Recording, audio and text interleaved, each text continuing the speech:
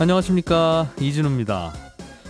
어제 서울시가 재개발 규제 완화 방안을 발표했습니다. 재개발을 좀 더 촉진시켜 보겠다는 뜻인데요. 그동안 주거정비 지수제라고 하는 게 있었는데 이게 재개발을 좀 까다롭게 막았던 제도였습니다만 이걸 폐지하기로 했고요. 공공기획이라는 제도도 도입하고 또 주민 동의율 확인 단계를 좀 더 간소화해서 재개발 사업의 속도를 내는 여러 가지 방안을 발표했습니다. 자세한 내용과 장단점들 그리고 부동산 시장에는 어떤 영향을 줄지까지 한번 살펴보겠습니다. 요즘 토트넘을 비롯해서 영국 프리미어리그에서는 구단주 퇴진을 주장하는 팬들이 구단주 퇴진을 요구하는 팀들이 제법 있습니다. 오늘 스포노믹스 시간에는 영국 프리미어리그 구단주와 비즈니스로서의 축구팀 운영의 가치에 대해서 알아보죠. 손에 잡히는 경제 플러스 바로 시작하겠습니다.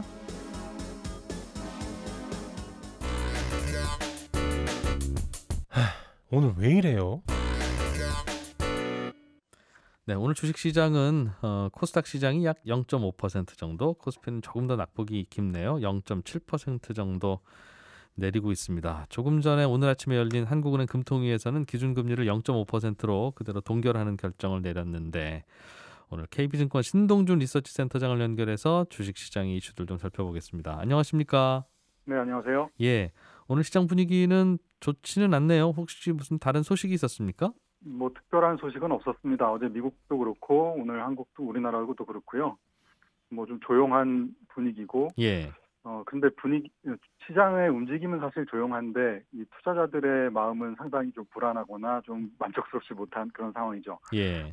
왜냐하면 한국 투자자들이 우리나라 투자자들이 많이 가지고 있는 업종이나 종목들이 주로 뭐 성장주들 아니겠습니까? 뭐 예. 삼성전자나 뭐 현대차, LG화학 이런 것들 많이 갖고 계신데 현재 주가가 올라가는 그 업종들이나 종목을 보면 원자재와 관련된 업종들 그리고 소비재 관련된 업종들 이런 쪽들이 올라가고 있기 때문에 네. 조금은 힘들어하는 분위기입니다. 현재는 어제 오늘 좀 조용한 배경은 28일 날 미국 시간 28일이니까요. 우리나라 29일 날 아침에 발표되는 미국의 개인 소비 지출 물가 지수가 나오는데요. 예. 요즘엔 뭐 인플레이션이 화두기 때문에 연준의 테이퍼하고요. 그래서 물가에 대한 그 걱정, 뭐 경계 이런 부분들로 인해서 조금은 조용한 분위기입니다. 그렇군요. 그동안 뭐 시장에 여러 가지 고민거리였던 물가 오르는 거 그리고 원자재 공급에 병목 현상 생기는 거 뭐 이런 것들 여전히 계속 고민거리지요? 네네. 아무래도 지금 물가가 오르고 있고 아까 말씀드린 28일 날 발표되는 소비자 물가, 개인 소비 지출 물가도 예. 역시 공급 병목 현상 뭐 이런 부분들 때문에 물가가 생각보다 더 많이 오르고 있다는 게 최근에 이제 걱정거리고 예. 그것들이 아까 우리가 별로 안 가지고 있었던 주식들이 오르게 되는 원인이기도 했죠. 그렇죠. 예. 지금의 이 공급 병목이 왜 나타났는지를 좀 살펴볼 필요가 있는데요. 왜냐하면 지금 이 수요가 올라오고 있고 공급이 병목이 되는 이 원인 자체를 네. 가수요가 있는지 없는지 이 부분을 좀 판단하는 게 중요한 부분입니다. 왜냐하면 예. 가수요가 없다고 하면 지금 좋은 업종들이나 종목들이 계속 괜찮을 거 아니겠어요? 근데 가수요가 있다고 생각하면 또 조금 달라질 수 있는데요. 실제 이제 작년 마스크 대란을 한번 생각을 해보시죠. 작년에 네. 3월에 마스크 한 장 가격이 얼마인지 기억나십니까? 지금 생각하면 참 그 이 많은 네. 마스크가 왜 그때는 없었는지 모르겠어요. 예. 네, 제가 어저께 점심시간에 마스크를 길거리에서 나눠주고 계시더라고요. 네. 이렇게 판촉 행사를 하시면서. 예. 작년 3월에 한 장당 가격이 4,500원 넘었습니다. 예. 그런데도 우리가 경제학에서 배운 이론대로라면 이게 비싸지면 수요가 감소하면서 좀 덜 사야 되고 네. 그 균형을 좀 찾아가야 되는데 그럼 가격이 균형을 찾아가야 되는데 실제로 작년에 상황을 보니까 오히려 줄 서서 샀고 불안하니까 집에 한 박스씩 가져가려고 어떻게든 샀지 않습니까? 예. 네, 그 과정에서 이 불안함이 있으니까 당연히 더 사는 거겠죠. 가수요가 폭발적으로 일어났다는 얘기고요. 네. 결국은 정부가 개입해서 뭐 공적 마스크 얘기가 나왔고 뭐 유통상들 사재기까지 이렇게 규제하면서 한 네. 장당 약국에서 우리가 두 장만 살 수 있을 정도로 유통상들을 자처할 정도로 정부가 이런 현상으로 이제 마무리가 되지 않았습니까? 예. 그래서 이 가수요를 판단하는 게 중요하다는 말씀드렸는데 이 당분간 이런 공급에 대한 병목은 뭐 여전히 심해지겠죠. 지금의 그 공급 부족은 주로 철강 그리고 목재, 뭐 비철금속 뭐 이런 것들 아니겠어요? 예. 예. 그래서 이 업종으로 한번 생각을 해보시면 물건을 조립하고 완성하는 제조업체들 입장에서 보면 우리나라로 치면 뭐 삼성전자, 뭐 자동차, 가전 이런 업종일 텐데 네. 이런 입장에서 보면 이 물건을 못 구하기 때문에 하루 이틀 이렇게 라인 한쪽이 서거나 뭐 이런 생산 차질이 발생할 수밖에 없는 거고요. 네. 그런 입장에서 보면 생산을 당연히 다 못하니까 2분기의 실적이 기업의 이익이나 이 실적들이 추정치가 좀 하향 조정되는 게 좀 불가피해 보입니다. 네. 실제로 한 1, 2주 전 정도부터 삼성전자나 자동차 업종들의 이익 전망이 조금씩 이제 하향 조정이 시작이 됐고요. 네. 또 하나는 이제 당연히 원재료 가격들이 중간재 가격들이 비싸지니까 이 마진이 또 줄어들지 않겠습니까? 원가가 올라가니까. 예. 판매 가격은 아직 못 올리고 있고, 그래서 이런 부분들도 실적에는 좀 부정적인 영향을 주게 될 것 같습니다. 네. 그래서 2분기 실적은 뭐 여전히 괜찮겠지만, 전체적으로 괜찮겠지만, 계속해서 예상치를 상회해서 생각보다 더 좋네 했던 것들은 예. 굉장히 약해지고 오히려 생각보다 안 좋구나라고 느낄 정도로 나올 수 있는 숫자들도 뭐 있을 수 있다 이렇게 생각이 됩니다. 그렇군요. 그렇다면 그런 원자재 병목, 원자재 부족 현상에 피해를 입는 업종은 투자에 좀 조심해야 된다 그런 말씀입니까? 꼭 그렇지만은 않은데요. 아까 예. 마스크 대란을 생각을 한번 해보실 필요가 있어요. 그래서 저희는 뭐 결론부터 말씀드리면 하반기에는 생각보다 더 좋을 수 있다고 봅니다. 이 마스크 대란 이후에 이 결국은 소비자들의 효용이 어떻게 바뀌었는지를 좀 한번 생각해 볼 필요가 있는데 결국 지금은 뭐 마스크를 만든 생산업체들은 뭐 엄청나게 지금 가격이 떨어져 있는 상태고, 네. 또 생산량도 뭐 충분히 줄어들어 있겠죠. 그들의 입장에서 보면, 그분들의 입장에서 보면. 예. 반면에 이 마스크를 사는 사람들은 완전히 공급 병목은 해소가 됐고, 아까 네. 제가 길거리에서 나눠줄 만큼 충분히 물건을 싸게 구할 수 있지 않겠습니까? 그러면 지금도 가수요가 붙어서 수혜를 받고 있는 뭐 철강, 목재, 비철금속 같은 원자재 관련된 업종들은 예. 이제 입장이 아까 마스크에 생산하는 쪽하고 비슷할 것이고 그렇습니다. 거꾸로 지금 피해를 보고 있었던 반도체, 자동차, 가전 뭐 이런 업종들은 완성품 업체들, 세트 업체들은 거꾸로 입장이 이제 바뀌겠죠. 예. 얼마든지 이제는 싸게 구입해서 생산을 할 수 있는 단계로 갈 거기 때문에 여름 안에 한 차례 정도 조정은 있겠지만 뭐 계속 말씀드린 것처럼 그 촉발되는 것은 초여름의 인플레이션 압력 때문에 어떻게 보면 그 생산도 좀 차질이 생기고 예. 마진도 좀 압착되면서 리스크가 좀 있겠지만 너무 비관론에 빠질 필요는 없을 알겠습니다. 것 같다. 이런 얘기를 좀 드리고 싶네요. 삼성전자나 현대차나 지금 안 좋은 게 이런 원자재 불안 때문인데 네네. 이거는 필연적으로 일시적일 수밖에 없으니 시간이 그렇죠. 해결해 줄 것이고 오히려 투자의 기회로 삼는 게 좋겠다. 그런 조언이군요. 맞습니다. 네. 알겠습니다. KB증권의 신동준 리서치센터장이었습니다. 고맙습니다. 네, 고맙습니다. 어제 서울시가 재개발 규제 완화 방안을 발표했습니다. 어떤 걸 발표한 건지 좀 내용을 뜯어보니까 주거정비지수제라는 제도를 폐지하기로 한 건데요. 이게 재개발을 하기 위해서는 이런저런 추가적인 요건이 있어야 한다는 다소 엄격했던 규정을 좀 완화한 거라고 합니다. 자세한 내용 그리고 이렇게 바뀌고 나면 뭐 어떤 변화가 생기는지에 대해서 한국투자증권 자산승계연구소장 김규정 소장께 여쭤보겠습니다. 어서 오십시오. 네, 안녕하세요. 예, 주거정비지수제라는 걸 폐지한다고 하는데 이게 뭐였어요? 저는 있는 줄도 몰랐네요. 2015년에 예. 서울시에서 만들어진 제도인데요. 현재 서울시에서 재개발 구역을 지정을 하려면 법적으로 도정법에 따라서 네. 구역 면적이랑 뭐 노후도 동의율 등을 따져서 1차적으로 결정이 되는데 네. 그거 외에 부수적으로 또 이제 동의율이나 노후도 같은 상세 세분화된 점수를 마저 충족하는 주거정비 지수제에 요건을 충족해야만 예. 정비구역을 지정하는 제도였어요. 그러니까 법적으로 정해져 있는 것 외에 추가로 또 어떤 점수를 달성을 해야만 정비구역으로 지정될 수 있는 더블 체크 시스템이라고 해야 되나요? 네. 그래서 충분히 이 낡고 제도가 주민들도 합의를 하고 있는데도 그렇죠. 이것도 일정 부분은 충족시켜야 한다는 그 기준. 맞습니다. 그래서 이게 좀 까다로워서 법정 요건을 충족했는데도 사실상 이 벽을 넘지 못해서 구역 지정이 어려웠고요. 2015년 이후로는 사실상 서울에서 신규로 재개발 구역이 지정된 곳은 없었고 오히려 지정돼 있는 곳들이 해제되는 경우만 나왔었습니다.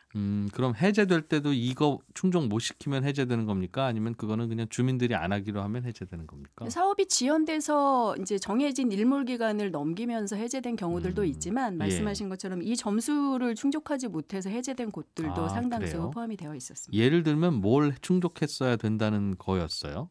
뭐 세부적으로는 동의율 점수를 좀 네. 까다롭게 세분 점수를 매기고 뭐 아. 면적 외에도 이제 여러 가지 항목별로 점수를 매겨서 그것을 일정 부분 충족을 해야 된다는 알겠어요, 건데 알겠어요. 사실 그것까지 중복으로 체크할 수 있는 구역들이 많지 못했다는 거죠. 과거에는 주택이 얼마나 낡았는가, 주민들이 얼마나 동의를 하는가, 그리고 이런- 면적이 일정 부분 좀 되는가 뭐 요 넓은가 정도였는데 이걸 보고 60점만 넘으면 다 오케이였는데 그 뭔가 거기서도 점수를 줘서 85점도 하나 받아야 되고 뭐 이런 게 있었다는 거네요. 네, 그렇죠? 그래서 지금 서울시가 이제 새로 발표한 요 폐지 내용 보고서 같은 것들을 보면 네. 현재 서울에서 노후한 저층 주거지 중에 한 절반 정도는 이 주거정비 지수제를 폐지하면 바로 구역 지정 요건을 법적으로 달성할 수 있다고 해요. 예. 근데 여기에 기존에 있던 주거정비 지수제를 적용을 하면 이 가능 구역이 한 14% 정도로 확 줄어든다는 거죠. 그래서 이게 너무 진입 장벽이 높으니 네. 구역 지정을 좀 활성화해서 여러 구역에서 정비 사업을 할 수 있고 공급을 좀 끌어내기 위해서는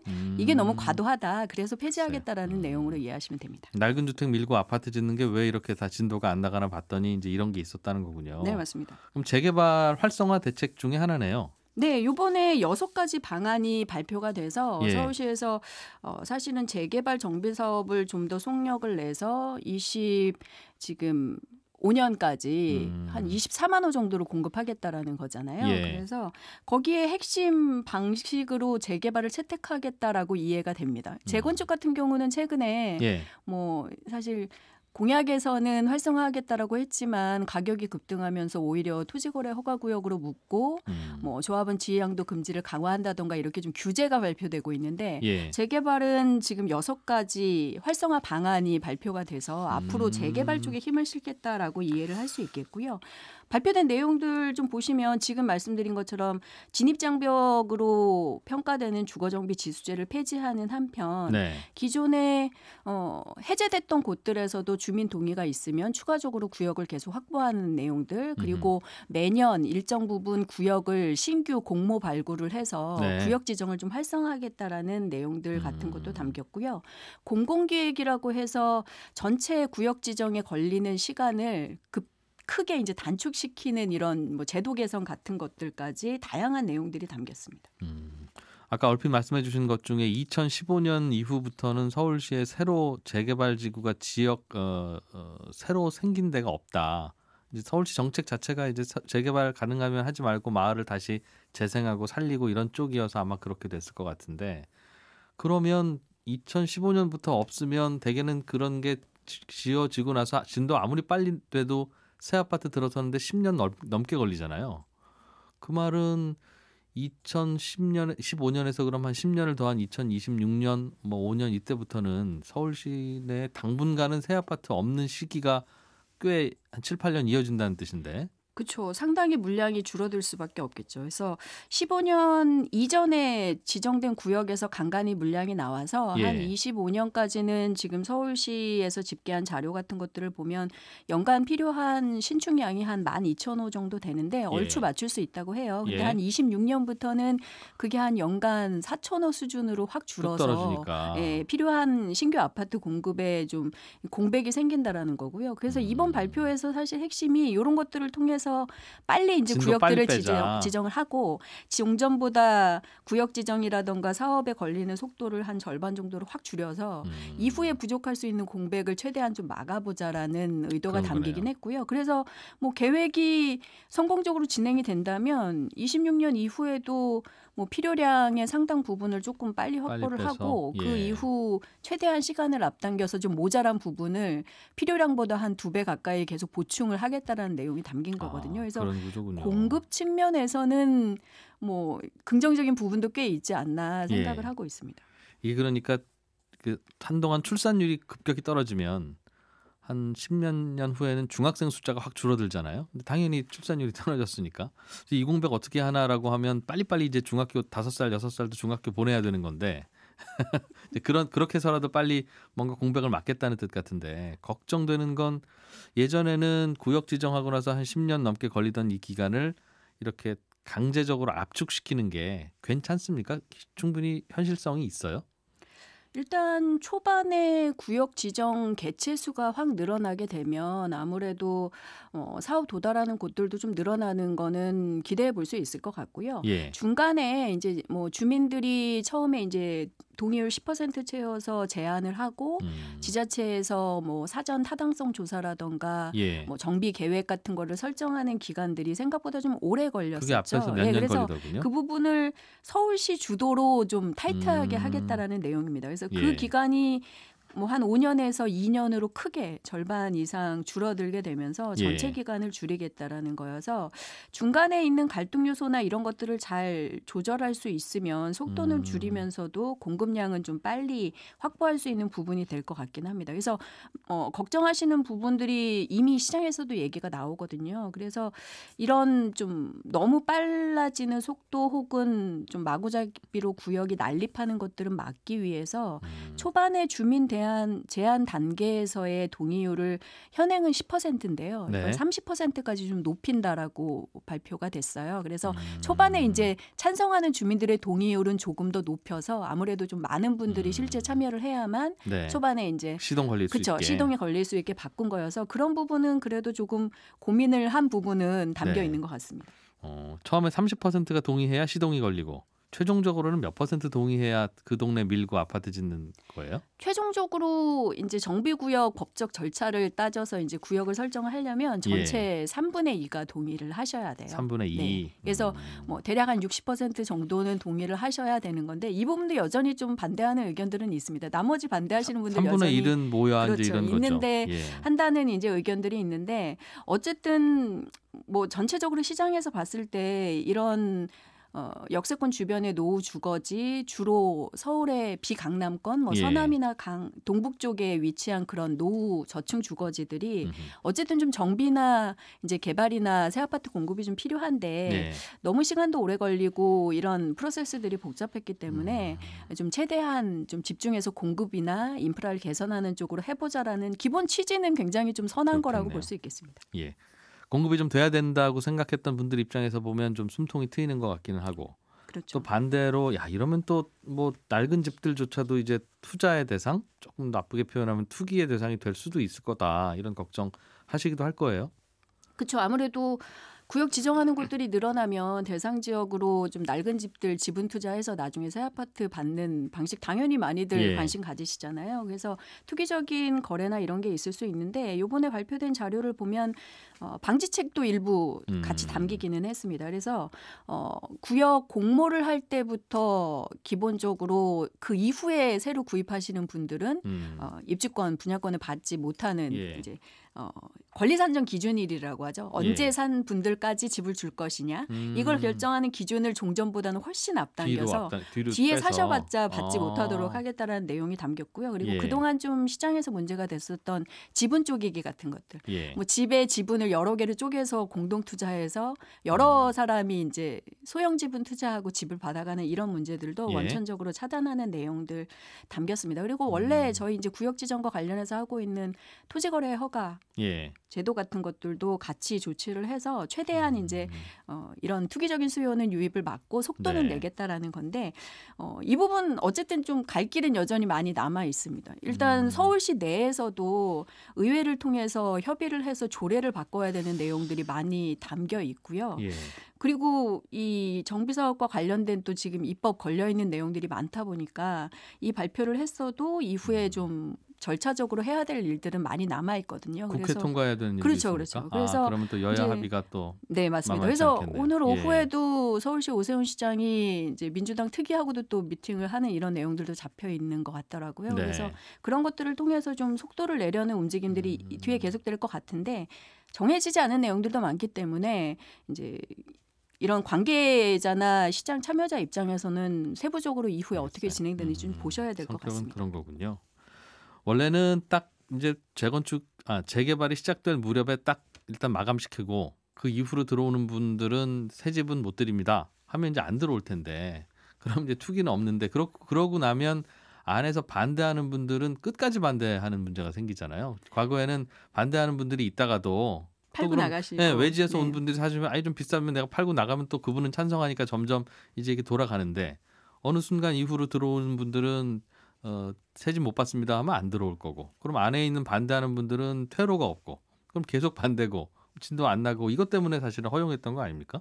네, 그런 부분도 있어서 사실은 이제 거래가 초반부터 불가능해지는 부분이 이후에 동의율 3분의 2 최종 달성하는 채워질 것이냐. 데까지는 예. 좀 어려움이 있을 수 있다는 지적이 있는데 그럼에도 불구하고 초반에 또 투기적인 거래가 많이 일어나면 집값, 토지 가격이 급등하면서 사업성이 악화돼서 사업을 네. 못하는 또 경우들이 그것도 더 고민이죠. 많기는 하거든요. 그래서 음, 아무래도 좀 후자 쪽에 힘을 실어서 알겠습니다. 동의율은 최대한 받더라도 사업성을 이제 좀 높여서 최대한 음. 저렴한 가격에 좀 공급할 수 있는 모델로 해보겠다라는 예. 의지가 아닌가 싶습니다. 알겠습니다.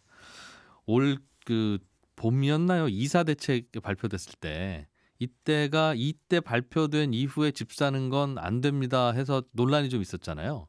그거하고 이거하고는 어떻게 그럼 구별이 되는 겁니까? 지금 서울시 발표에서도 공공기획이라던가 이렇게 좀 서울시가 주도해서 구역 지정하고 이런 내용들이 담겨서 예. 굉장히 정부의 공공주도 사업 모델하고 좀 유사하죠. 유사해지고 있기는 하거든요. 예. 근데 뭐 서울시 모델 같은 경우는 무조건 이제 공공 아파트가 되는 거는 아닌 형태여서 예. 뭐 민간도 참여하고 뭐 이렇게 좀 다양화될 수 있을 것 같고요. 다만 이제 인센티브 주어지는 내용이라던가 이런 것들은 사실은 공공주도 정부 모델이 훨씬 더 많기는 해요. 예. 그래서 아무래도 좀 자체적으로 사업성이라던가 주민 참여를 확보 못해서 진행을 하지 못하는 외곽의 낙후 지역들은 그런 공공 모델을 통해서 좀 더 진행을 하고 예. 상대적으로 그래도 좀 사업성이 있으면서 구역 지정이나 이런 거에 어려움을 겪었던 곳들은 서울시 모델로 이번 하고. 서울시 조치에 조금 영향을 받을 수 있지 않을까라고 생각합니다. 근데 결국에는 이 서울시가 주도하는 이런 공공기획 속도낸 재개발 구역 지정이든 네. 정부의 공공주도 이제 복합 개발이든 뭐 민간 공공을 나누고 누가 맞다 틀리다의 문제는 아니거든요. 예. 좀 더 이제 좀 활성화할 수 있는 최적의 방안을 선택할 수 있는 뭐 선택지가 여러 개 생겼다라고 생각이 돼서 구역에 해당하시는 분들은 좀 더 본인들에게 유리한 쪽으로 이제 검토를 하시면 되지 않나 싶어요. 정부도 마침 이사 대책 후속 예정지를 후보지를 또 발표를 했거든요. 그래서 네. 공공 재개발 이제 복합 모델 역세권 쪽에서 하는 모델 요번에 8곳을 인천하고 중랑 쪽에서 또 발표를 해서 총 네. 현재 46곳 발표를 했어요. 그래서 지금 계속 예정지가 빠르게 발표가 되고 있어서 이후의 진행 상황을 조금 기대하는 한편 그쪽도 지금 마찬가지로 관련 법안 입법 이런 것들이 지연되고 있잖아요. 그래서 네. 이런 것들에서 빨리 좀 국회에서 속도를 내줘야 될 것 같습니다. 그렇군요. 서울의 낡은 마을, 낡은 집들을 밀고 재개발 아파트 짓는 거 이제 다시 속도를 붙인다는 건데, 이게 참 들여다보면 이제 시장이 누구냐에 따라서 이렇게 정책이 180도 바뀌면 어느 쪽이 옳은지는 계속 토론의 여지는 있겠습니다만, 그러니까 아파트 짓는 것 좋아하는 시장이 오면 아파트 많이 이제 올라가서 이제 또 거기에 따른 부작용도 있고 뭐 순기능도 있겠습니다만, 그러다 또 생각이 다른 분이 오시면 또 아파트 짓는 거 안 되고 다 도시 재생하고 마을 다시 고쳐쓰기 하면 이게 방향성이 없고, 언제는 갑자기 아파트가 몰리고 또 언제는 아파트가 한참 없어서 또 그게 몇 년 후에는 가격이 뛰고, 이거 어떻게 해야 되겠습니까? 그런 변화가 많아서 예측하기가 힘들어지면 결국에는 좀 어려움을 겪는 거는 서울 시민분들 또 거주하시는 분들이 될 수밖에 없기는 하거든요. 예. 그래서 지적하신 것처럼 사실 일정 필요한 다양한 주택 유형 그리고 거주 형태에 맞는 적정한 공급량은 매년 좀 맞춰줘야 되지 않나 싶어요. 그러니까 현재 이제 주력 행정부의 의견이나 네. 뭐 이런 것도 반영을 하더라도 최소한의 주택 유형별 뭐 임차 유형별 필요한 물량은 공급이 돼야 수급 문제가 안 생기니까 그 원칙은 좀 생각을 해주셨으면 좋겠습니다. 예, 한국투자증권 자산승계연구소의 김규정 소장과 함께 서울시가 발표한 재개발 규제 완화 방안 구체적으로 어떠한 내용 담겼고 어떤 변화가 있는지 알아봤습니다. 고맙습니다. 감사합니다. 네, 스포츠도 알고 보면 경제다. 스포노믹스 시간입니다. 오늘은 영국 축구 프리미어리그에서 팬들이 구단주 집에 가라 이렇게 요구하는 벌어지고 있어서 왜 그런 일이 벌어지고 있는지 얘기 좀 들어보겠습니다. 재미있다고 해요. 이종훈 스포츠평론가 나오셨습니다. 어서 오세요. 안녕하세요. 왜 그 팬들이 구단주를 물러나라고 하는 거죠? 네. 구단주가 뭐 나가라. 마음에 안 드는 행동을 팬들 입장에서 보면 마음에 안 드는 그렇죠. 행동을 했나 봅니다. 너무 마음에 안 든다. 나가라. 이런 건데. 예. 이 방아쇠가 된 게 이제 유럽의 빅클럽들끼리 따로 리그를 만들어서 운영하겠다는 슈퍼리그 참가를 선언한 게 가장 큰 이유라고 볼 수 있죠. 구단주들이 예. 영국의 구단주들이 프리미어리그가 있는데 예.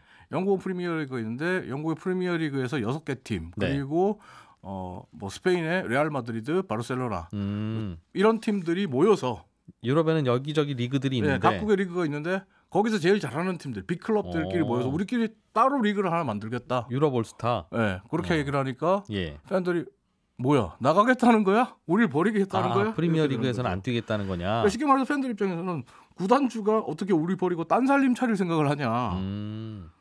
꼴도 보기 싫다 나가라 이거죠. 구단주들은 왜 그렇대요? 근데 구단주 입장에서는 수익적인 측면에서 돈의 측면에서 본다면 슈퍼리그가 필요하다라고 생각을 한 거예요. 예. 지금의 리그에서 팀을 운영하는 것만 가지고는 돈이 안 된다. 돈이 안 된다. 돈을 더 벌어야 된다 이 생각을 한 거예요. 근데 지금 영국 축구 팬들이 구단주들에게 니들 못 믿겠다. 니네 못 믿겠어라고 말을 하고 있는 것은 여기서 말하는 니네는 미국 자본과 미국식 투자 방식을 이야기하는 거예요. 구단주들이 못 믿겠다고 한다고요? 구단주들을 못 믿겠다고 팬들이 얘기하는데 그건 네. 사실 미국 자본과 미국식 투자 방식을 못 믿겠다는 얘기예요. 구단주들이 자꾸 돈 되는 리그만 만들려고 하고 돈 되는 리그에서만 하려고 하는 거 싫다. 혹은 미국 투자 회사 예. 그리고 미국의 스포츠 비즈니스 투자 방식을 쫓아하는 영국 프리미어리그 구단주들이 꼴보기 싫다. 이 사람들이 싫다는 반감의 표시, 거부감이죠. 영국인들이 운영하는 팀들 아니에요? 아니요. 뭐 지금 토트넘 같은 경우에는 예. 조 루이스 회장이 태생은 조 루이스 구단주 같은 경우에 태생은 영국이에요. 영국에서 돈을 벌었어요. 근데 조세 탈피를 목적으로, 세금 탈피를 목적으로 네. 바하마로 국적을 옮겼어요. 바하마인이에요. 네. 그리고 실제로 토트넘을 지배하고 있는 구조는 토트넘의 구단주는 조 루이스 구단주지만 조 루이스가 직접 나오는 게 아니라 엔닉이라고 스포츠 비즈니스 전문 투자 회사가 있어요. 네. 조 루이스가 갖고 있는. 여기에서 이제 레비 회장이 수장을 맡으면서 토트넘을 지배하고 있는데 엔닉은 토트넘뿐만 아니라 스위스의 FC 바젤 같은 박주호 선수가 예전에 뛰었던 FC 바젤 같은 팀도 소유하고 있거든요. 그러니까 여러 구단들을 소유하는 스포츠 팀들을 여러 개 갖고 있습니다. 한마디로 미국식 투자 방식, 미국식 스포츠 자본 운영 방식을 갖고 있는데 예. 지금 팬들로부터 구단주 퇴출을 가장 강하게 요구받고 있는 팀은 맨체스터 유나이티드와 아스날 이렇게 볼 수 있거든요. 근데 맨유 같은 경우는 미국 부동산 재벌 출신인 글레이저 집안이 갖고 있고 예. 아스날은 미국 월마트의 창업자인 샘 월튼의 사이이자 그 자신도 부동산 재벌인 스탄 크론케라는 인물이 구단주로 있어요. 예.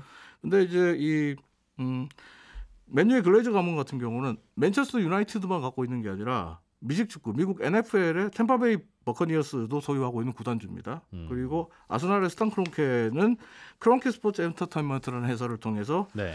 NFL의 LA 램스와 미국 프로농구 NBA의 덴버 너게츠도 함께 소유하고 있어요. 구단주라는 건 구단은 우리나라 주식회사하고 비슷한 겁니까?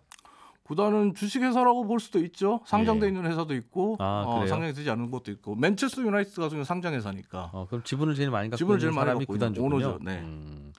근데 잉글랜드 축구 팬들이 볼 때 이런 팀들은 스포츠 팀과 스포츠 비즈니스에 투자해서 수익을 창출하는 것을 목표로 잡는 전문적인 스포츠 비즈니스 회사잖아요. 그렇죠. 예. 근데 그러면 축구 팬들의 입장에서 보면 이 사람들은 축구와 우리 팀의 발전에 관심이 있는 게 아니라 오직 돈에만 관심이 있을 거다.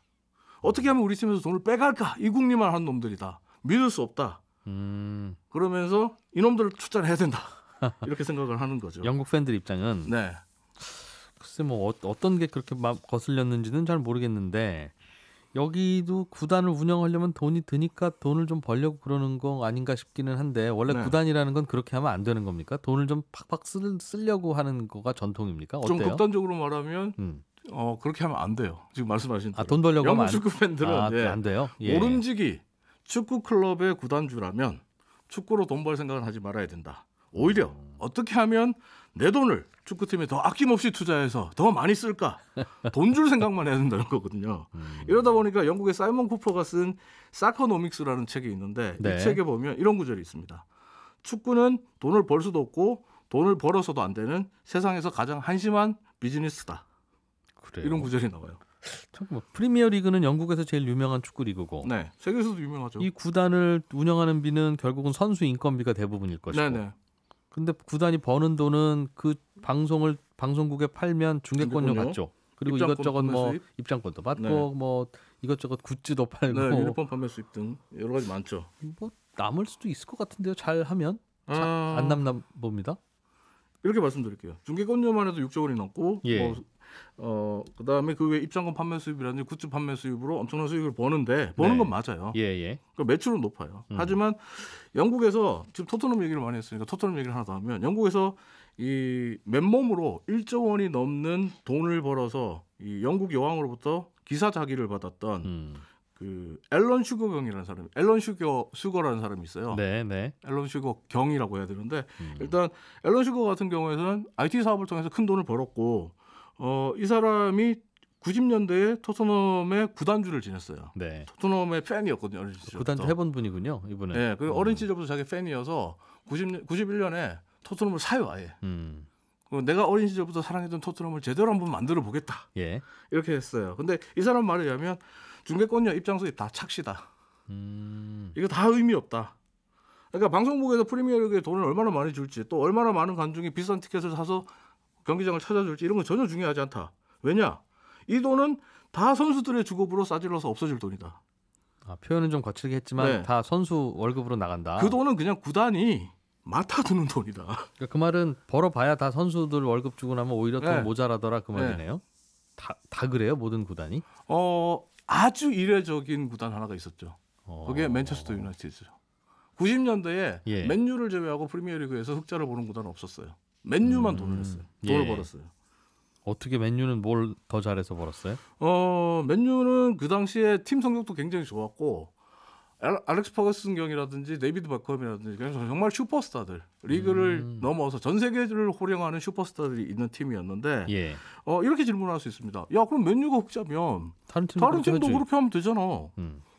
사업하듯이 수익까지 줄 딱 맞춰가지고 선수 잘 데려오고 팀 잘 경영하면 네. 남는 거 아니야? 맨유는 인건비를 줄인 겁니까? 아니면 다른 팀이 못 버는 무슨 굿즈를 잘 파는 거예요? 맨유는 전국구적인 인기 그리고 전 세계적인 인기를 구가했기 때문에 입장권 티켓도 잘 팔리고 잘 팔렸고. 근데 일반 사업하듯이 수익과 지출을 잘 맞춰서 팀 운영을 아주 합리적으로 잘하면 예. 까딱하면 팀이 망해요. 프리미어리그에서는. 알뜰하게 하면 사업을 합리적으로 잘 경영하면 보통 사업이 잘 돼야 되잖아요. 네. 근데 프리미어리그 사업은 망해요. 왜요? 잘못하면. 왜? 이게 이 앨런 슈거 같은 경우에 앞서 제가 이제 내가 토트넘의 어린 시절부터 팬이니까 잘해보자. 내가 IT로 1조 원이 넘게 벌었으니까 네. 1조 원이 넘는 돈을 벌었으니까 운영 난 정말 잘할 수 있어. 경영에 난 기재야. 자신감을 가지고 뛰어들었거든요. 그리고 네. 분수에 안 맞는 비싼 선수 영입 안 하겠다. 합리적으로 운영하겠다. 팀을 운영했어요. 그 결과 앨런 슈거가 토트넘 구단주였던 시절이 91년부터 1998년까지였거든요. 근데 이때 프리미어리그 입장 관중 수가 29% 거의 30% 증가하는 아주 호황을 누렸습니다. 근데 토트넘은 같은 기간에 입장 관중수가 5% 하락했어요. 떨어졌어요. 왜? 항상 분수에 맞게 몸값이 그저 그런 선수들을 데리고 운영을 했으니까 팀 성적이 안 나왔거든요. 그거 어떡합니까 그러면? 팀 성적을 올리려고 하면 돈이 들면 적자가 생기고. 네. 근데 맨유는 예. 소위 말하는 팜에서 큰 2군에서 맨유 유소년 시스템에서 큰 선수들, 데이비드 베컴도 그런 케이스거든요. 그런 선수들이 슈퍼스타로 성장해 주니까 연봉 많이 안 줘도 돼요? 오히려 선수 팔아서 돈을 더 벌게 되는 거죠. 아, 다른 팀으로 보내고 해서. 네. 근데 맨유 같은 경우에는 굉장히 이례적으로 돈을 벌었거든요. 90년대 2000년대 초반에 프리미어리그에서 유일무이했으니까. 근데 이 맨유가 돈을 버는 걸 보고 미국인 부동산 재벌이 사업가였던 말컴 글레이저가 이거 맨유 인수하면 괜찮겠는데? 돈 되겠는데? 하고 인수를 합니다. 얼마예요? 1조 5천억 정도. 1조 5천억. 우리 돈으로 1조 5천억 정도를 주고 인수를 합니다. 그리고 그 순수익 그 권리금이죠, 그러니까. 구단 지분을 다 사죠. 그런 거니까요. 네. 예.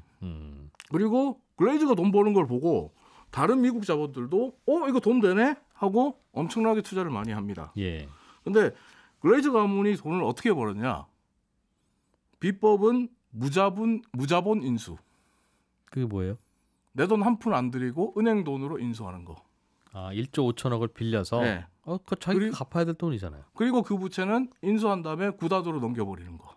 구단이 갚아라. 그러니까 맨유가 1조 5천억의 부채가 생긴 거죠. 그리고 지금 맨유의 가치가 4조 5천억에서 5조가 되거든요. 네.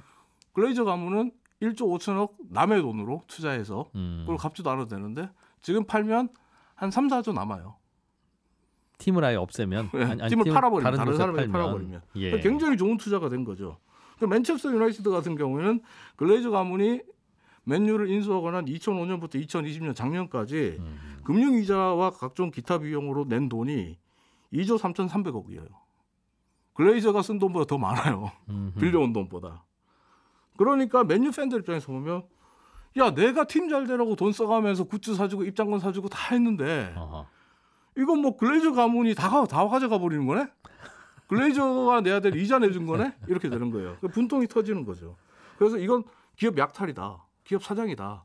미국식 투자 방식 안 된다. 예. 싫다. 이렇게 해서 거부하는데 실제로 리버풀 같은 경우에 글레이저가 성공하는 걸 보고 이 당시에 메이저리그 텍사스 레인저스의 구단주였던 토믹스가 똑같이 따라합니다. 금융기관에 돈을 빌려서 이게 무자본 미국의 인수를 합니다. 보통 회사 인수하는 M&A 시장에서도 네. 이걸 LBO라고 하나요? 뭐 레버리지 바이아웃이라고 그렇죠. 하나? 그래서 그거 하면 된다 안 된다 가지고 뭐 상법으로 싸우고 많죠. 논란이 있더군요. 네. 예. 근데 이제 토믹스 같은 경우는 실패해요. 인수를 해서 리버풀에 자신이 인수한 3억 파운드를 넘기는 데는 성공해요. 부채를 넘기는 데는 성공해요. 네. 근데 이게 2008년에 금융위기가 터지면서 토믹스 사업이 좀 흔들거리고 네. 게다가 대출 상환 기간이 좀 앞당겨진 거예요. 은행들이 빨리 갚아 이렇게 되니까 이러면 리버풀이 파산 위기에 몰리게 됐거든요. 리버풀 팬들 입장에서 보면 역사와 전통을 자랑하던 내가 사랑하는 명문팀이 미국 자본이 들어오고 나서 파산 팀이 사라지게 생겼어. 용서할 수 없는 거죠. 그러다 보니까 영국 축구 팬들은 미국 자본이 프리미어리그를 망치고 있다. 영국 축구를 망치고 있다면서 구단주의 퇴출을 늘 요구할 준비가 돼 있습니다. 그러니까 계속 돈 쏟아 부을 준비가 되어 있는 구단주들만 모여 있어야 프리미어리그가 행복하고 즐거울 텐데. 그래서 맨시티의 만수르 구단주라든지 첼시의 아브라모비치 이런 구단주 언제든 돈을 쓰는 이런 사람들은 환영받죠. 상대적으로 슈퍼리그에 같이 참여하겠다고 했는데 첼시 구단주, 맨시티 구단주는 비난해서 자유롭고 퇴출 요구 목소리도 안 나오죠. 복잡하네요. 답은 잘 안 보입니다만 아무튼 이게 경영의 문제, 시끌시끌하겠습니다. 투자 인수 합병의 문제입니다. 이종훈 스포츠평론가였습니다. 고맙습니다. 감사합니다. 예, 점심시간입니다. 점심 맛있게 드시고요. 저는 내일 아침 8시 30분에 또 찾아오겠습니다. 이진우였습니다. 들어주셔서 고맙습니다.